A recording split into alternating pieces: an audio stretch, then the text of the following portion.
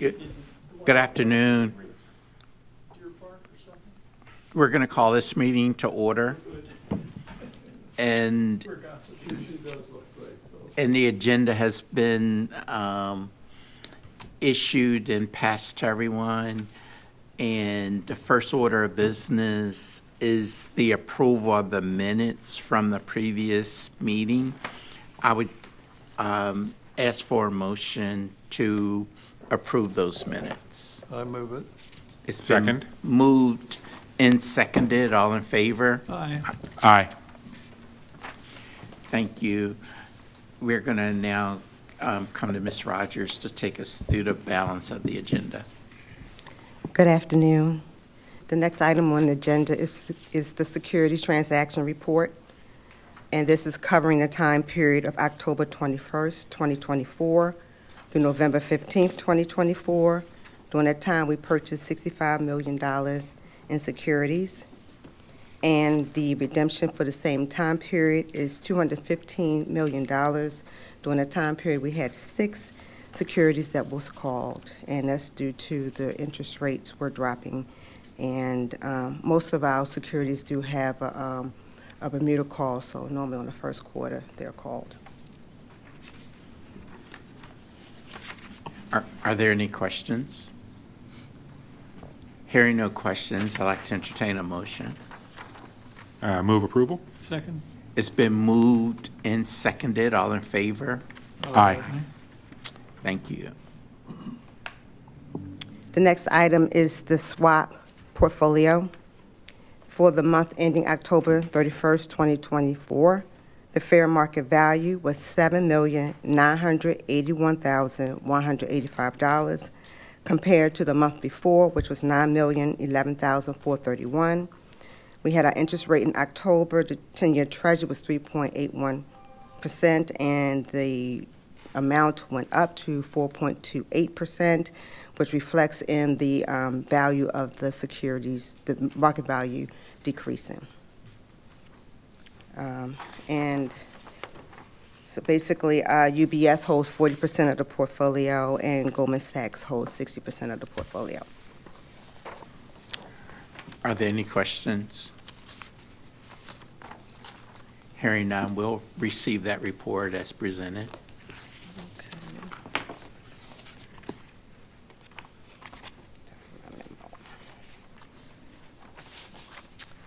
The next item is the TIF, the Comprehensive TIF Financial Annual Report. Back in 2023, the board approved a resolution mandating the Department of Finance to submit a comprehensive tax increment financing project status report to the board in November of each year, starting in 2023. The reporting period will cover the previous fiscal year ending June 30th of the reporting year. It supports the city's ongoing efforts towards transparency and communication on items of public interest to interest investments in the city. So today I do have a slide presentation, and it summarizes what's contained in your reports that you all received. So the first slide, I'm just going to go over the introductory information, and basically the Tax Increment Act. It creates the development district by the ordinance of the city council for the purpose of financing public improvements. Also, the city council approves legislation to create development districts, special tax districts, and the bond ordinance issuance. Bond proceeds are used to finance or refinance the cost of infrastructure and other public improvements related to the development district. The special taxing districts are used to ensure that there are sufficient funds to pay debt service if the tax increment revenues are less than the obligations. Special taxes are collected and secured in the same manner as general ad valorem taxes and subject to the same penalties in the case of delinquency. And finally, special taxes are deposited in a special fund held by the city, used to pay debt service, and is subject to the annual appropriations. Why does the city use TIFs? TIFs is a way to encourage development of certain projects that are desirable and in public interest. By capturing future incremental revenue, the city can undertake economic development activities or provide subsidies that otherwise might not be possible. This is a financing or mechanism used to combat blight or deterioration within city districts or neighborhoods. And lastly, it assists in achieving economic development goals, including job creations, growth in property value, and protection of the local tax base. So the city, we have 10 development districts, and 8 of them are complete. And completion means that the public improvements are complete and no further bonds will be issued for the district. So the completed development districts are Belvedere Square, Harvard View, lot number 2, Strathdale Manor, Clipper Mill, Locust Point, North Locust Point, Mondawmin Mall, East Baltimore Research Park, and Harbor Point. The ones that's still in progress is Poppleton and Port Covington. I'm sorry, I feel like I'm missing one.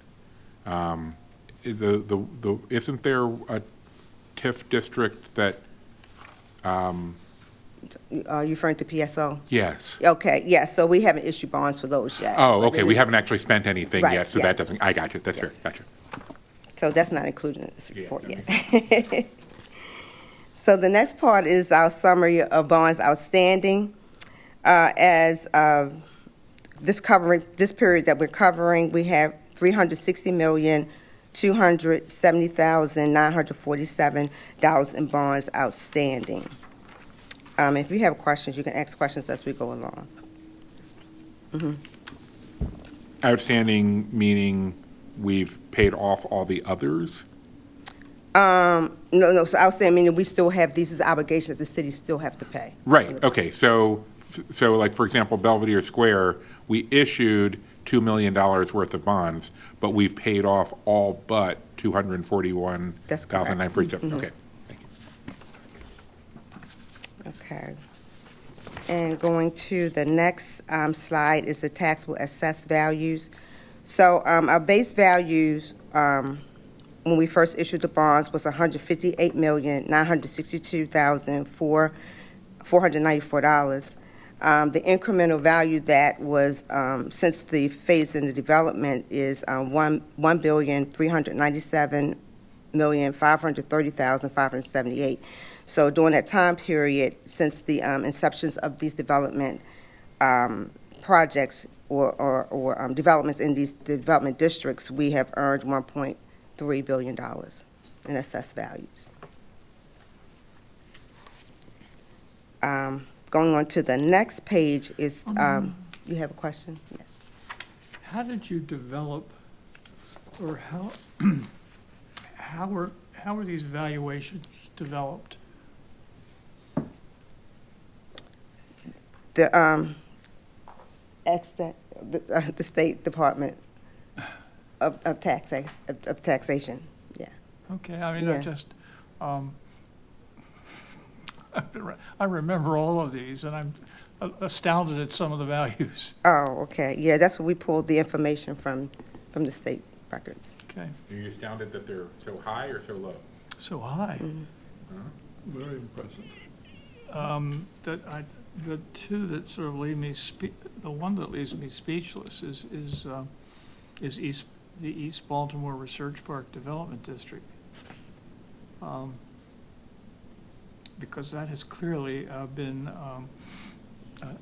it's been a troubled, there's been a lot of strains in keeping that current. Yeah, but, they continue to do development over there, so And then- it's good to see. Why do you say that? There have been donations from the owners of $2 million. There are no special taxes due. What page are you on? Because of the way it was structured. Why do you say it's in difficulty? Because I don't it's been bailed out several times by the Casey Foundation, and it's, the original premise of the tenants and usage has failed to materialize.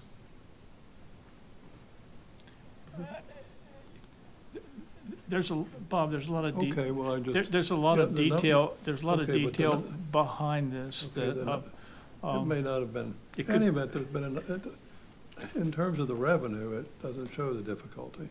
That's my only point. It may have been difficult to keep it going, but in any event, But you know, hasn't the tax that has been assessed also been collected?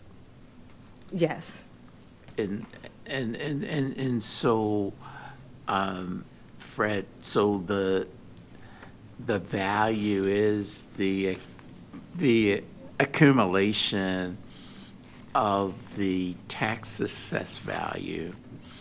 And one of the summaries were showing that the property taxes themselves were literally being paid as assessed.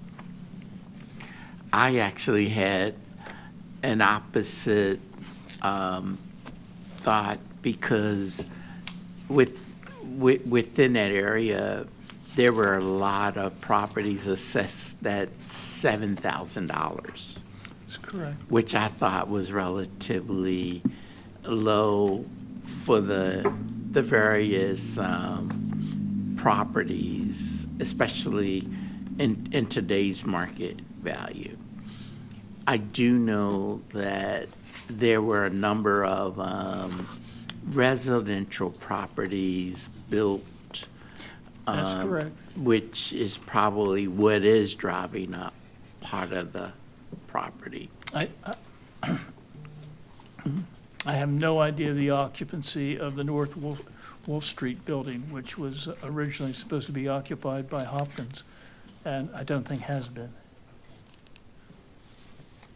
But if they keep paying, it's fine. You'll keep, that's what the Keep numbers it- show. well, it's, It's a quarter of Yeah. $1 billion worth of development, and it's not really paying off yet. well, it's the sole project in here where the current debt outstanding exceeds the original TIF issue. Most of these have been relatively successful. But look, it's, as Bob Shelton has said, somehow they can, thank God we have the Casey Foundation that has kept this going. And as Janelle's tired of hearing this, but at the end of the day, the kids got a new school, which is probably the best thing in the whole project. Project, yes. So we move to the next slide, which is the surplus tax revenue available to the city after the debt service is paid. And so at this point, the surplus coming to the city is $2.7 million. And they're coming from Harborview, Strathdale, Clipper Mill, Locust Point. And so those four projects, they're earning enough increment that's paying off the debt service and is flowing to the general fund. Let me ask you, when one looks at these numbers where we have an incremental value of $1.4 billion, and so far we've only collected $2.7 million on the, all of these tests. Is there any way to make a projection as to when the city will start to have some meaningful benefit from all these projects? You know, in terms of the timeline of when they're likely to be paid off and the incremental value. Seems to me the purpose of this exercise is what you come out with in terms of public policy Is this policy working? To what extent does it need to be tweaked? Should we be doing projects in other areas? For example, I understand in Cleveland, they've developed a center city. We've chosen in part to develop a peripheral to some extent. So my question is, now that I see these numbers, and the fact that we have big pressure on our tax base, which we've all seen and experienced with the Renew Baltimore, is there any relief to become from these TIF projects? And if so, when? Can you come up with some sort of projections that would be helpful?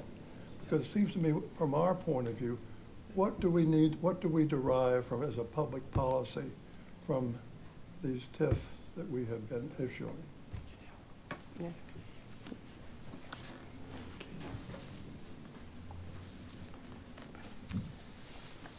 Good afternoon. My name is Keenan Rice.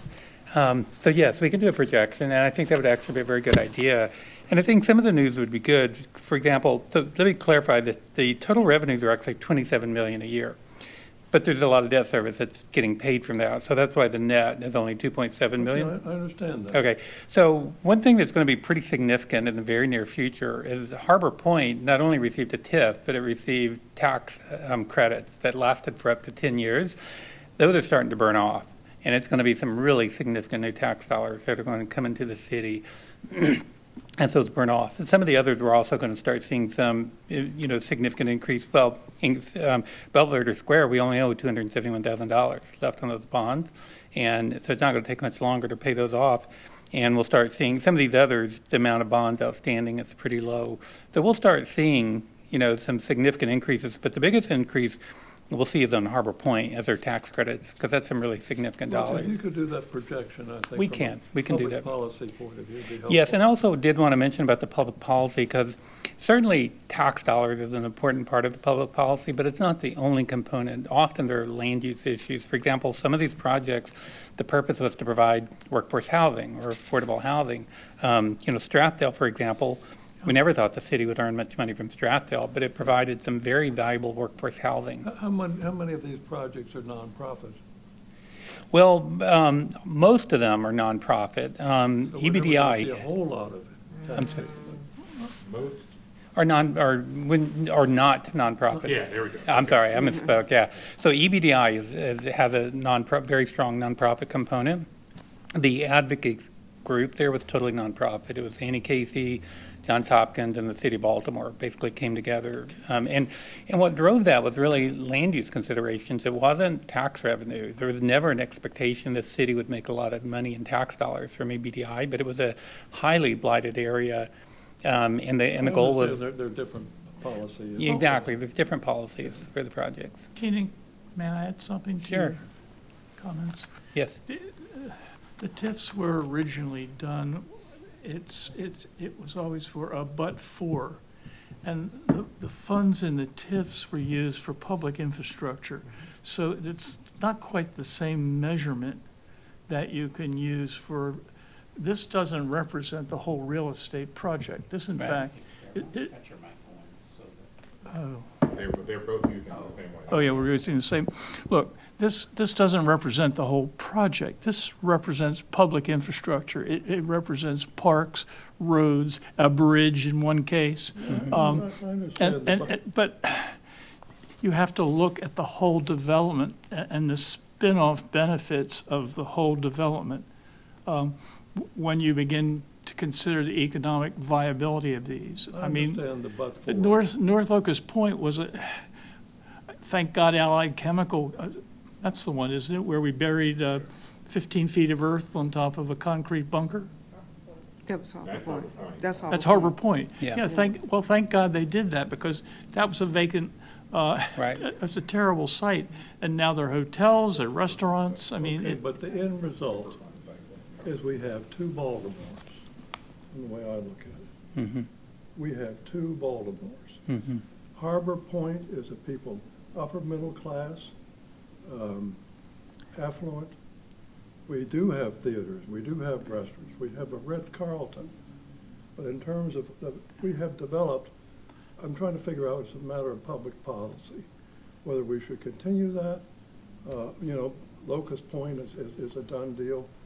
But in my area, which is Mount Vernon, I look at a whole lot of empty buildings. Mm-hmm. And every time you build a new building, it's not totally that way, you empty out an old building. When you have two great big apartments and, you know, the Rouse development, I don't know how many units it is, but a lot of them. So I'm trying to figure out, we've somehow entered into two Baltimore. I walk up Charles Street after dinner from Mount Vernon Place. I see a very, very different population. I have two homeless people that I have on retainer, and I don't know how they're going to be, after I leave for Florida. Literally two that are in the same spot every night. I also go over, you got my point. And I understand that in Cleveland, for example, the policy, of course, they don't have the temptation of the harbor. I understand that. But when I see what we've done, I see two cities, which I think is a bit discomforting. So I'm very familiar with Cleveland. We work for the city of Cleveland for their TIF, and the Core to Core TIF, which is, I believe, is what you're referring to. Is we do the work for the city of Cleveland on that. So they deal with, you know, we love working for both cities. Okay, they both have a lot of the same issues. You know, you see that with cities throughout the country. But one thing I want to mention that I think it's very important to understand. Public policy is a very important part of the city's TIF policy, which you adopted, you know, many years ago before the first TIF.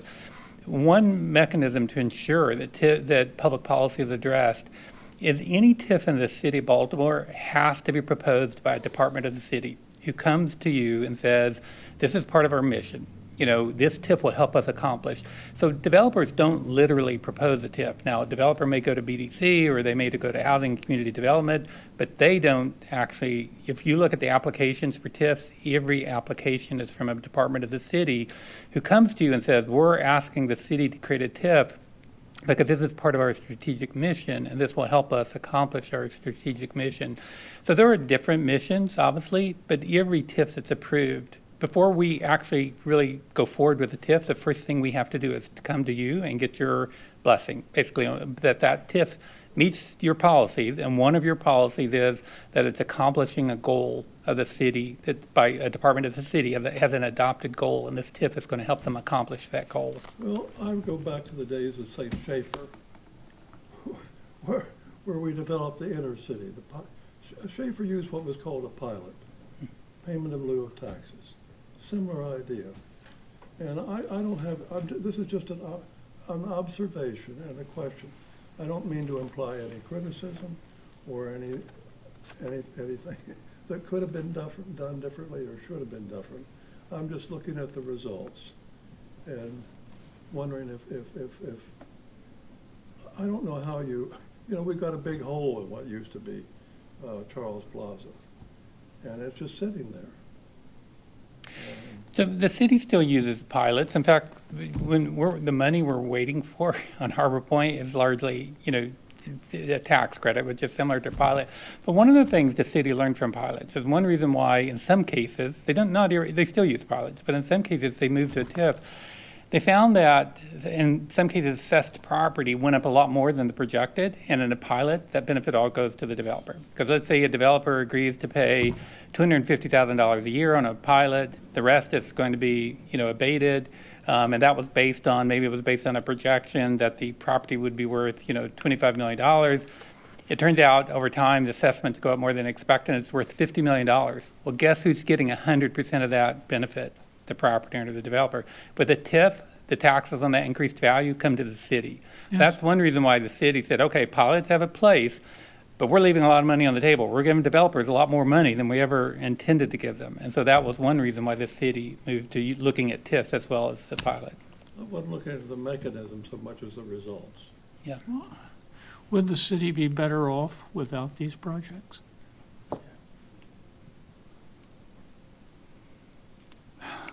I don't think anyone was suggesting that. It's not. It's only a question of. It's not a question of should the projects have happened or not. It was. Did the TIF deal work as well as we thought it was going to when we agreed to do it? Like that. Well, I mean that's the question for me. Is if and one of the reasons why I had asked for this report, and thank you, I think it's important that we have this chance every year. Oh, and I couldn't agree. I couldn't agree with to you look more. and see how this is actually playing out. The one part of it, the one column that we haven't put in the report, which I don't think I asked for, so it's not a complaint in that regards, but I think would be important for us from a full due diligence perspective, is it would be interesting to see what the projection was back when the TIF was proposed for this year, in terms of where did we think we were going to be back in 2003 or 2008 or 2015? Where did we think we would be now, and are we on track with that? Because how past performance has actually worked should be incorporated into any future projections when we're considering TIFs for future projects. A couple of things I might mention. First of all, I think that's a very good idea. In fact, when we come to you to issue a second series of bonds for a project, we do that comparison, but Okay. we don't do that in this report. Of course, things never work out the way you project them or plan. Some projects do exceed projections. When we do our projections, we use what we call a reasonable conservative standard.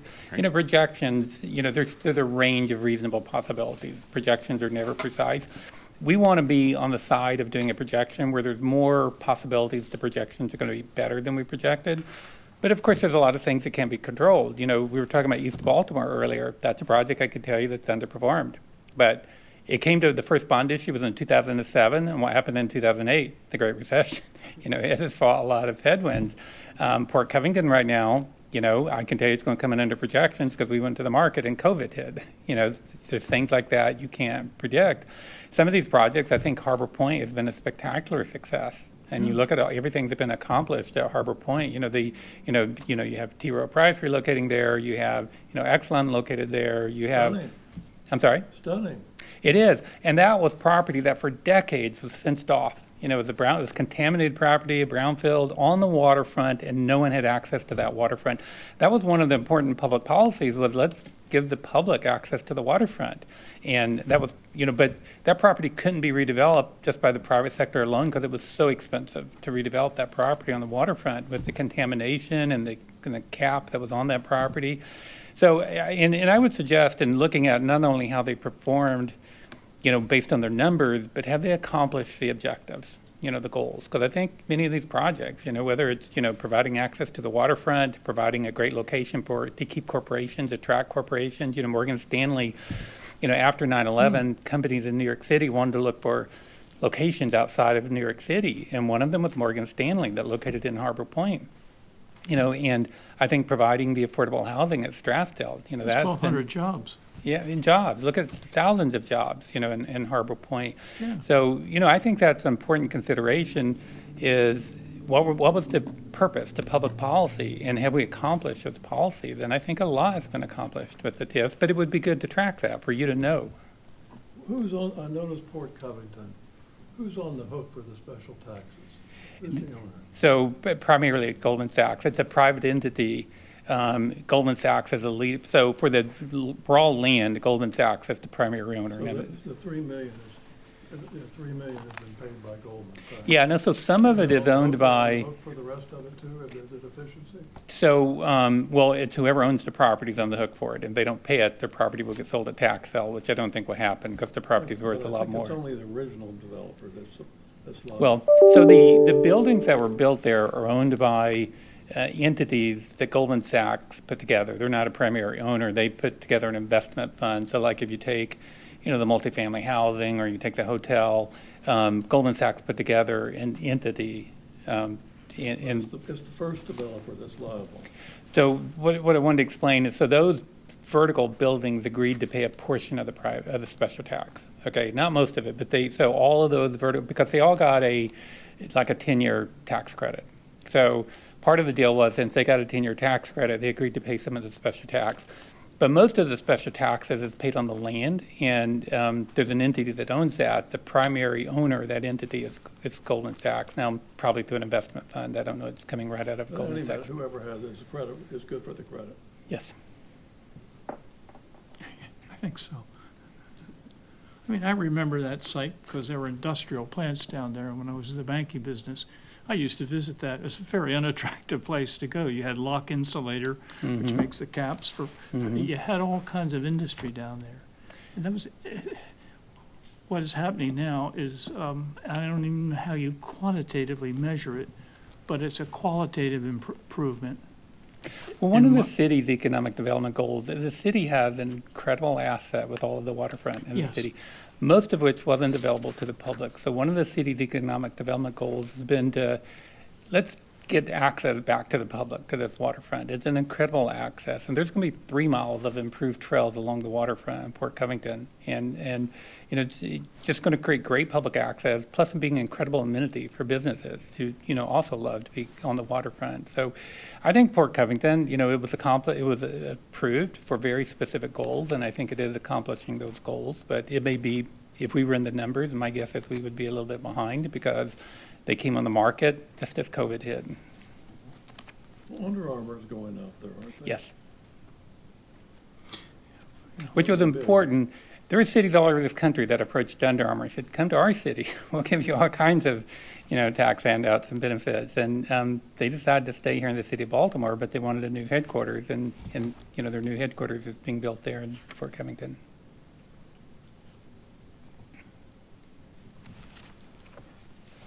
Okay.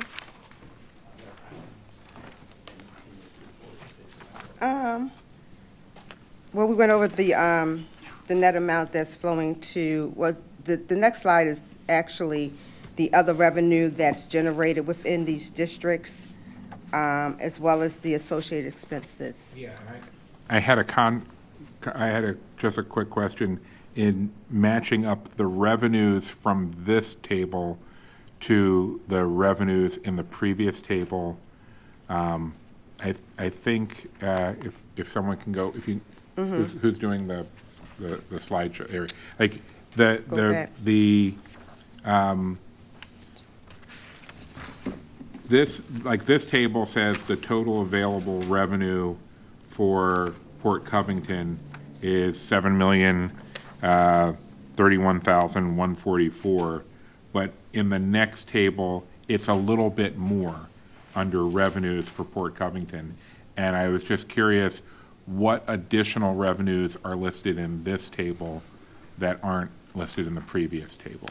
Okay, so which table are you referring to? In the report? Yeah, in the report, it would be, the one that's up on screen right now is Table 4, Estimated Net General Fund Fiscal Impacts. And the revenue column there is just a little bit higher than the revenue column on Table 3.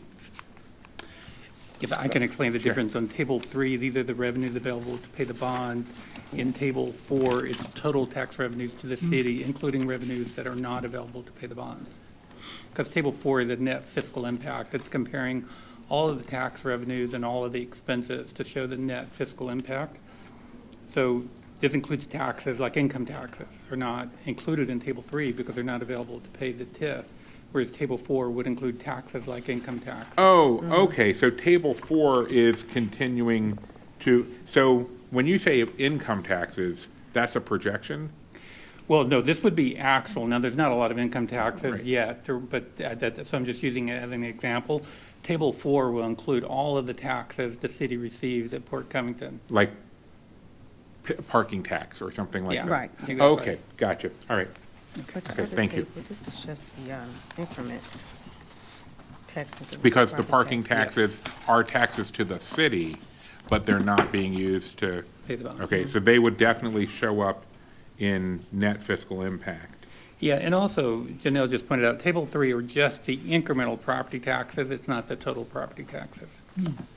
Right, right, okay. Okay.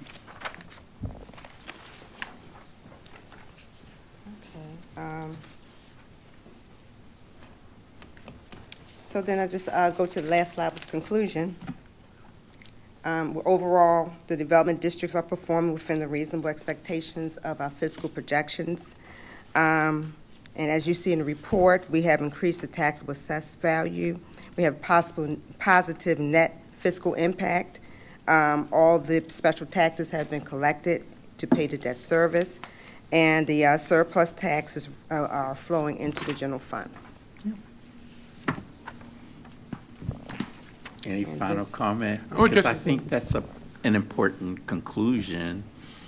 And again, I know that's only one aspect of the measurement, but I know for me, that's the kind of measurement I'm trying to say, is that the bonds are in fact covering Bonds are in fact themselves, are covering the expenses, so it's not a big impact to the city. And one thing that we haven't said is, if we look at the maturity dates of the bonds, a lot of the maturity dates are 2030, which means we don't have many more years that we're dealing with a lot of the bonds. And after that period of time, then the city really gets the real benefit. Well, I don't know if I necessarily go on with the conclusions. I'd like to have some sort of idea. You know, the surplus taxes flowing to the general funds, we're talking about $2 million. And I look at the, 2.7.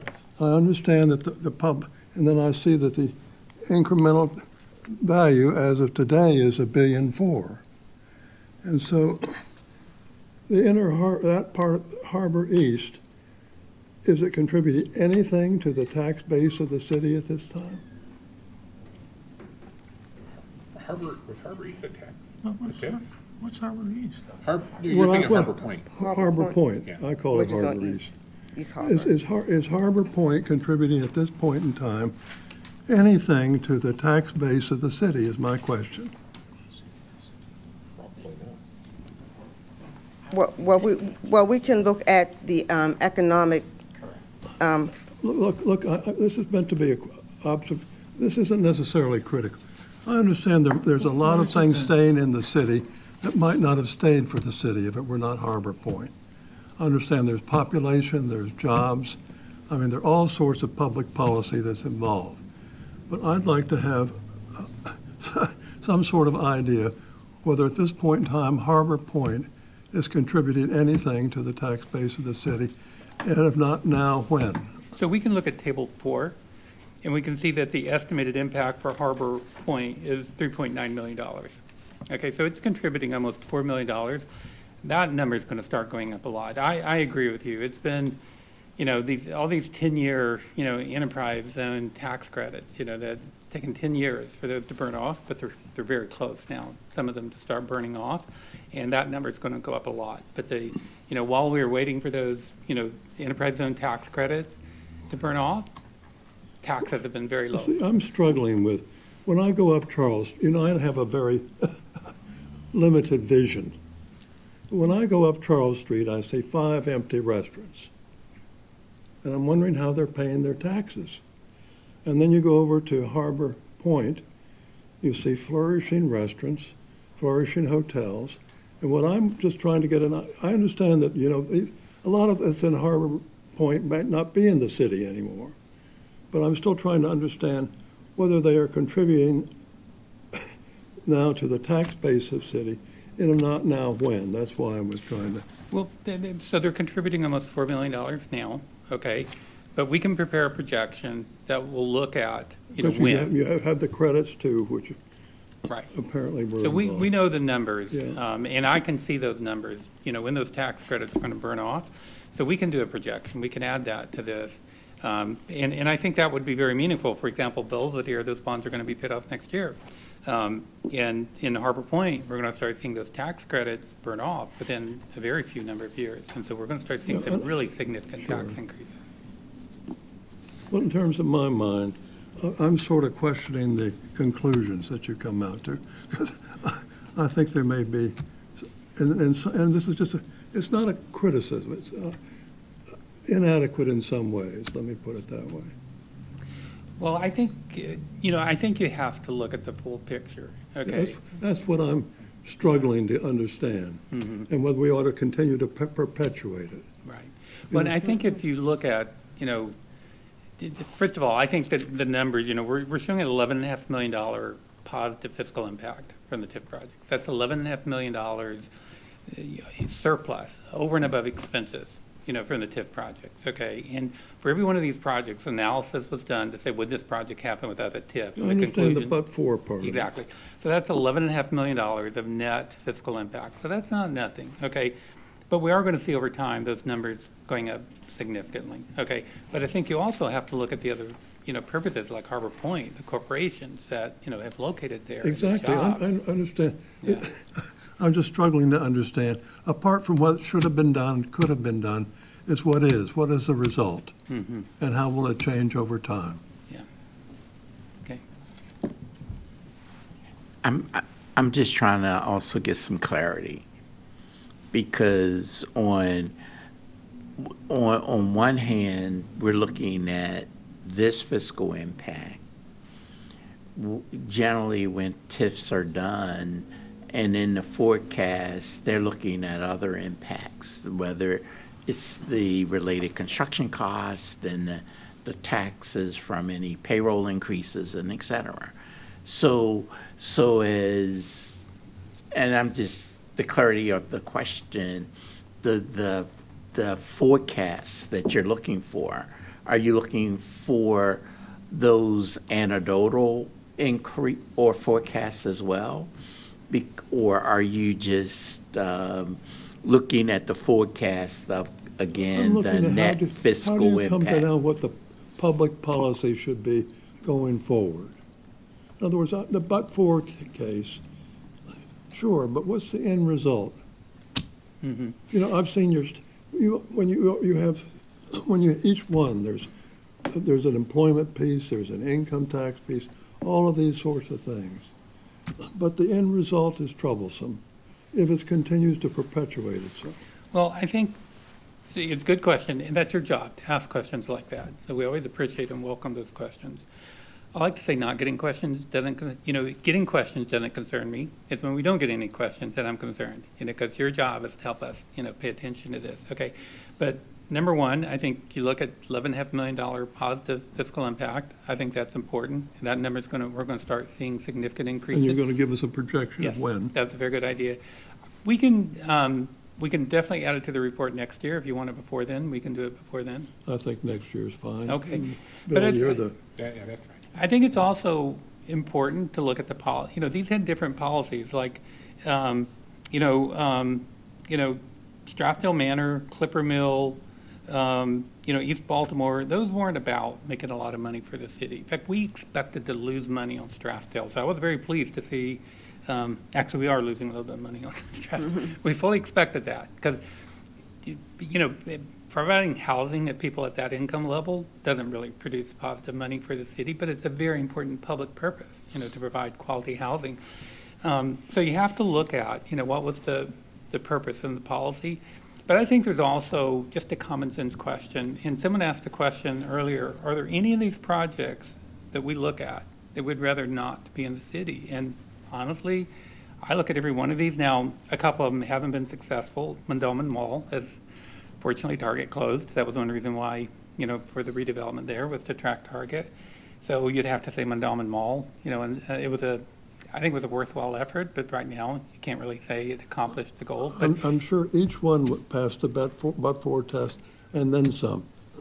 But the next one comes along, probably a but-for case that would pass too. The cycle continues. so my comment was not on the but-for test. It was just big picture. Public policy, okay. Yeah, are there any of these projects that you look at them and you say, well, the city didn't really need that project? And I look at these projects and I think they've all contributed something positive, not just dollars. Many of them contributed dollars. But to me, it's not just dollars. It's, the Strathdale. The city's losing money on it, but it's provided a number of quality housing units in a neighborhood that was desperate, for that housing. I look at almost every one of these projects, and I have to say the city's better, for these projects. So, to me, there's just, I would like to say judgment. We do a lot of analysis, in making decisions, but good decisions come down to good judgment. Well, I'm kind of wondering about, T. Rowe Price is moving out there. They moved. Why shouldn't T. Rowe Price be in the central city? I'm asking myself. Well, because they were also looking at moving to Baltimore County, All right. where they have a lot Well, of. there's a good answer. Yeah.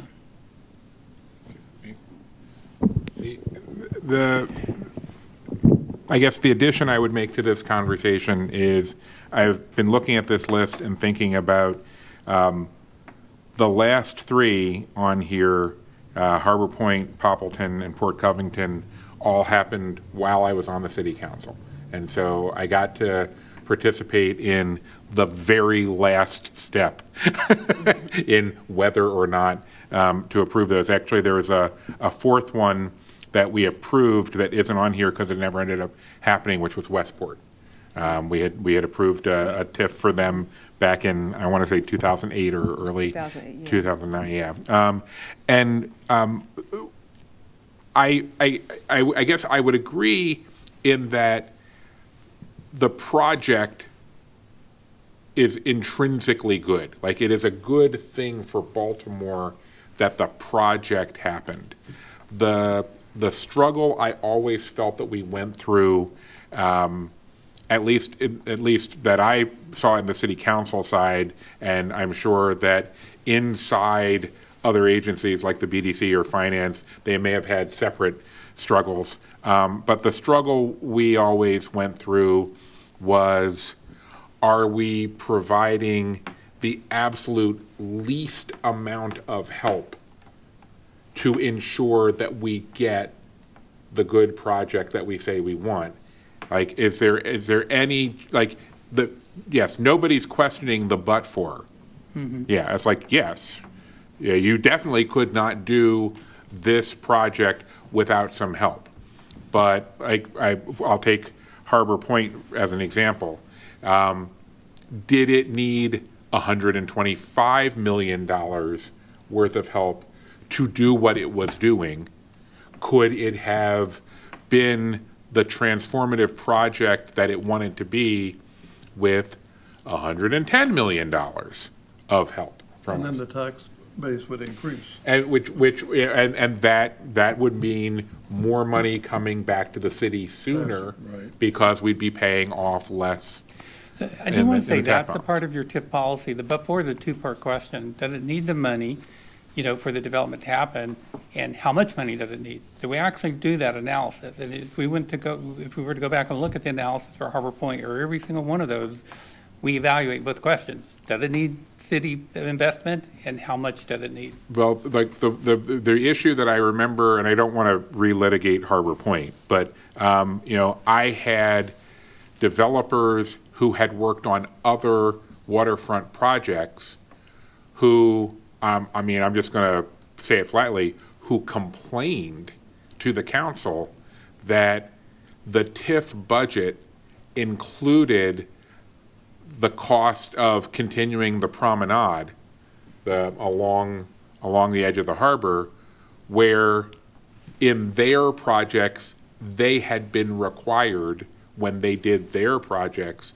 to pay for the cost of continuing the promenade out of their pocket or their project.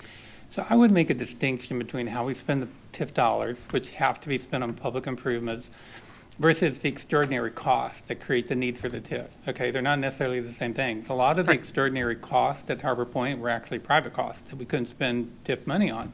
That's just because of the cost of developing a contaminated site on a cap.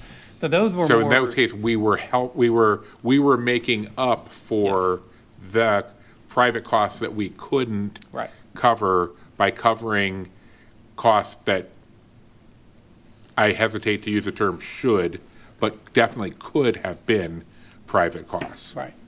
Okay. The other comment I wanted to make, going back to your original question to me, is I do want to take this opportunity, as I hope I did last year, to thank Municap and Treasury Management. I think having this information is better than not having it. And the data that is available in this report, I think, will be useful for people who want to have a better understanding of how have we been investing our money and how has that investment, how has it done for us. So I appreciate this and thank you for it, and I look forward to seeing that addition next year of a column so that we can more easily see where we are now in perspective with where we thought we would be at this point. I would like to say, I think that was an outstanding idea to prepare a report like this. With the amount of money the city's invested in TIFs, I just think it's really important to track what's going on those TIFs. So I think it was a very good idea. A lot of work goes into it, but I really think it's something important and worthwhile to do. Thank you very much. Are there any final questions? Hearing none. Any other matters? No other business. I would just ask for a motion to adjourn. Question, do we need to approve the schedule for next year, or is that just automatic and we're noting, you're just handing it? Yeah, that's just for you. to- Okay, because to it's count that. automatically the 4th. The 4th, unless except it's for those three days that are that we noted. Okay. change it to the 3rd, Move, based on the holiday. move to adjourn? Is there a second? Second. All in favor? Aye. Thank you. This meeting has adjourned. Wishing everyone a happy Thanksgiving. Yeah, happy Okay. Thanksgiving. Happy Thanksgiving.